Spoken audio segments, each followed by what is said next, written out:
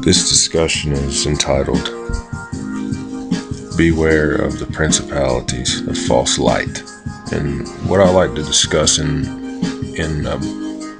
briefly about 5 to 8 minutes is what is the principalities of false light. I'd like to start by talking about an ancient nomadic desert tribe that is known as the ancient Hebrews. The original Hebrews, the first Hebrews, the people of the one true God, Yahweh.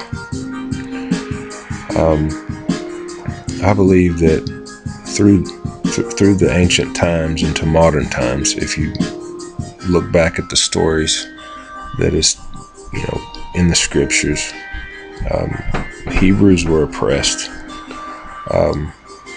by peoples that served various deities,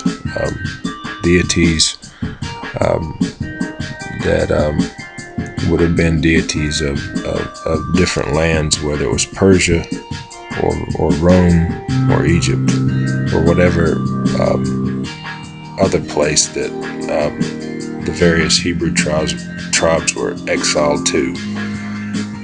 Try to cut down on time, I'd like to say that in Egypt, the one creator, the creator God, the one true God, Yahweh,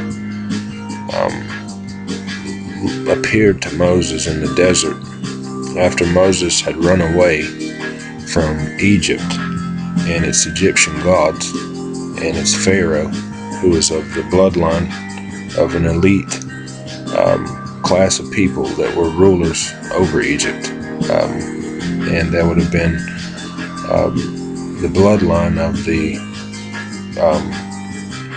self-called gods, the bloodline of the Egyptians under what would have been known in Egypt during that time, nowadays what is referred to as Ra and various other Egyptian deities. Pharaoh was the enemy and oppressor of God's people. Moses,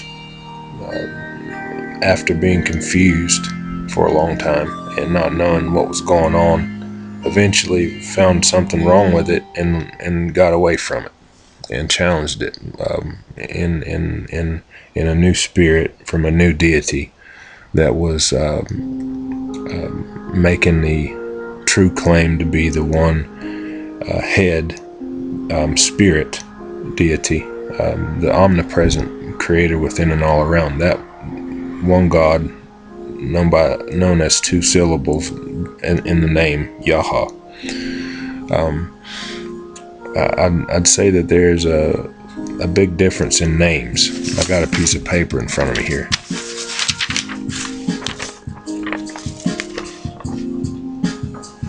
If you look at this piece of paper, you can see the three names written on it. These three names represent three different deities. You can see that they're all pronounced differently. We'll start here. This name Jah, this name Ra, and this name Zeus. Now, these deities represent various self-called gods that were set as rulers and over various different peoples from Egypt to Africa to Rome. I want to be very clear that I know that none of these is the omnipresent deity that appeared to Moses in the desert. Now, some other time I'll speak more about that. In ancient times, in Rome, for instance, the Caesars, or the elite bloodline of Greece and Rome and that part of the world would have been the bloodline of the self-called gods, the bloodline of Zeus, if you will, and or whatever other deity that the ruler would make claim that they descended from, being rulers and ruling over the people. The Caesars, they oppressed God's people. They oppressed their own people.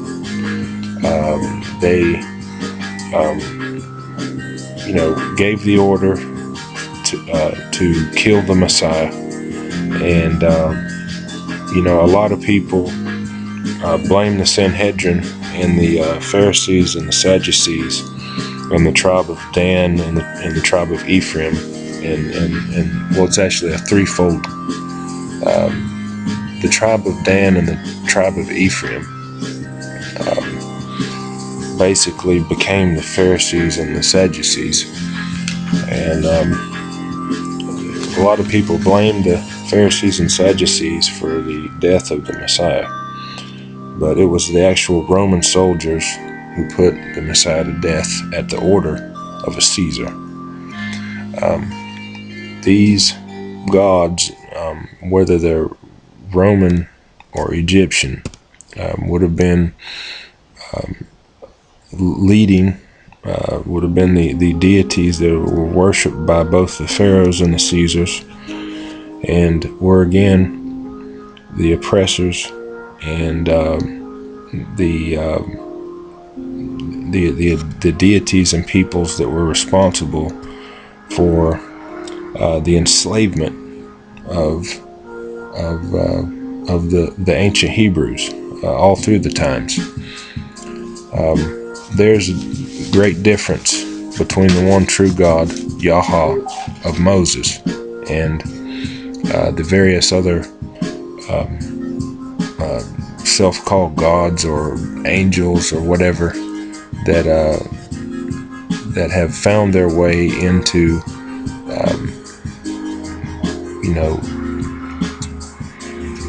through different types of confusion. Let me stop right there and just say this right here. What people call Satan, or who, he offered the Messiah all the kingdoms of the world.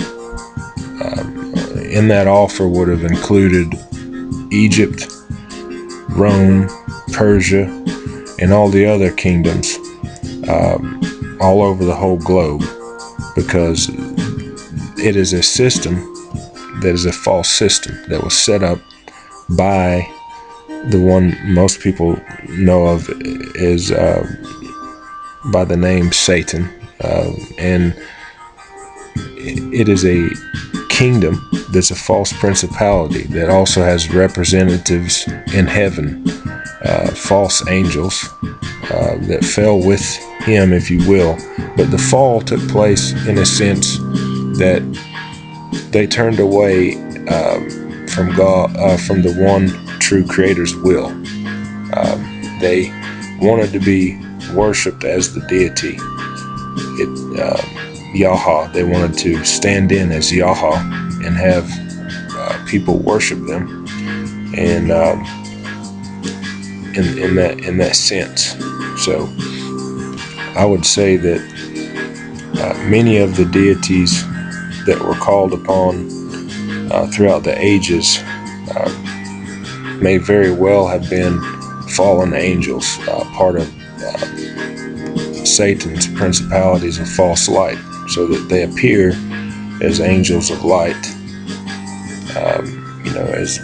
as beings coming to enlighten mankind, but indeed they are part of this fallen host, and it doesn't matter what territory, it doesn't matter what kingdom that they're in charge of on the earth. If it's earthly, then 9 times out of 10 it is a fallen angel that is being called a god, for instance. I think that with the illustration about Moses. Moses was raised up in the house of Pharaoh. He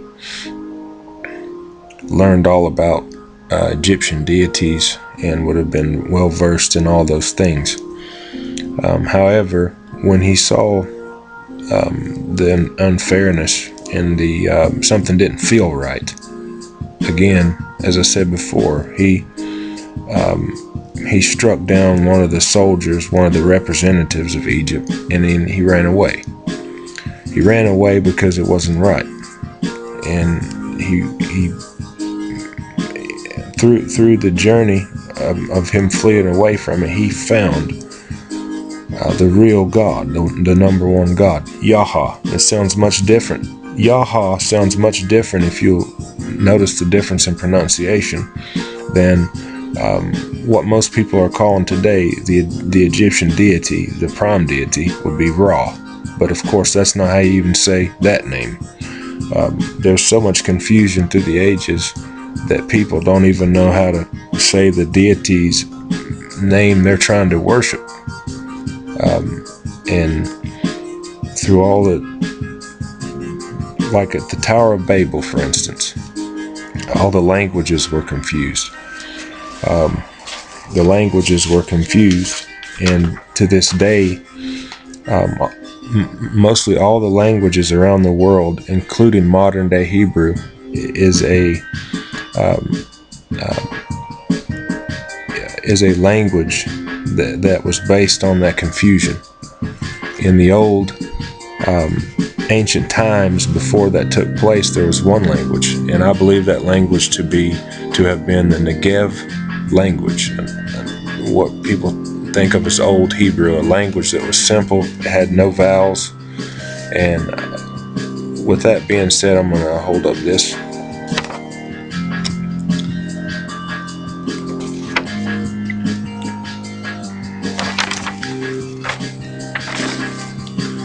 The name of the prime creator, the number one deity, if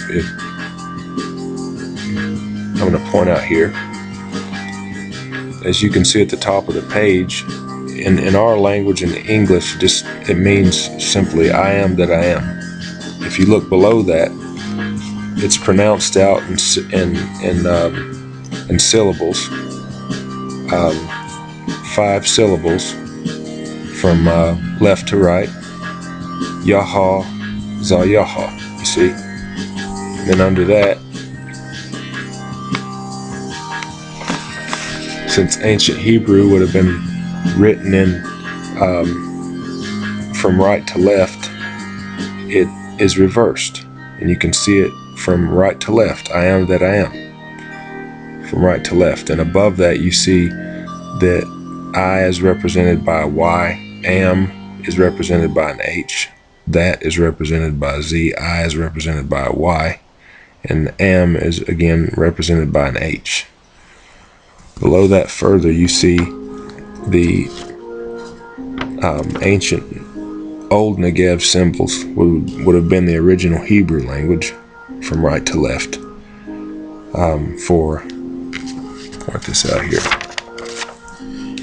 This particular symbol here would be a Y, H, Z, Y, H. That's the first script, the oldest script. And then the second dialect, again, we see Y, H, Z, Y, H. Now, at the very bottom of the page, you see what is represented by modern day Hebrew. I'll talk for a minute about this language.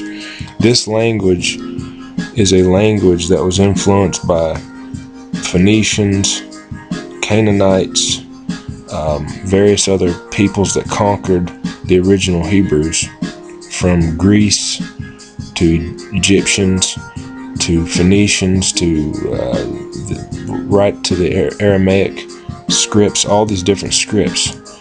And finally, they came up with this language, modern day Hebrew. This language at the bottom here even so, it's shown how to write "I am that I am" in modern Hebrew, going by the letters that they've come up with: Y, H, Z, Y, H, and this is pronounced Yoda, Zah, Yoda. No. And it means, even with these Hebrew symbols, the modern day Hebrew symbols, I am that I am. That is the name of God, the first God, the only God, the true God, Yahweh. And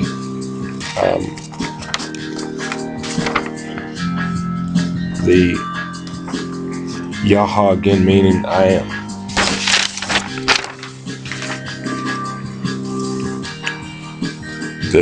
The symbols again, with the modern day Hebrew, it was the language of the scribes and Pharisees, the enemy of the Messiah. It was a language that not only had different characters from the original characters as far as the symbols of the letters and the alphabet were concerned, but also various different deities that they had adopted from Egypt to Greece, which includes Ra of Egypt and Zeus of Rome. And in the many different religions nowadays, when people are calling God, they're still serving these deities, in the more secret part of the religion, because that's what they've been doing for centuries. There's one God only, Yahweh, the only one, and this is who Moses ran away from Egypt and its gods to find. And I hope that there's already momentum with this already. People are starting to see that, and they want the truth about it, instead of having someone hide the name from them. They want someone to give the name to them, and so that's what's been done here. I hope you enjoyed this. I'll be back with more.